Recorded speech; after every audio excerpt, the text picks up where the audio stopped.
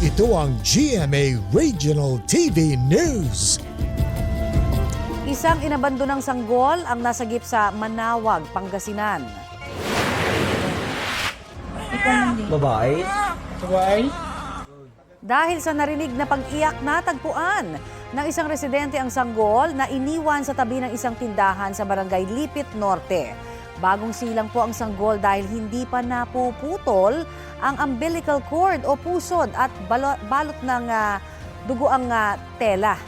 Balot po ito ng dugo ang tela. Dinala po ng mga otoridad ang babaeng sanggol sa ospital. Ayon sa Manawag Social Welfare and Development Office, maayos ang kondisyon po niya. Iniimbestigahan na ng pulisya kung sino ang nag-iwan sa sanggol.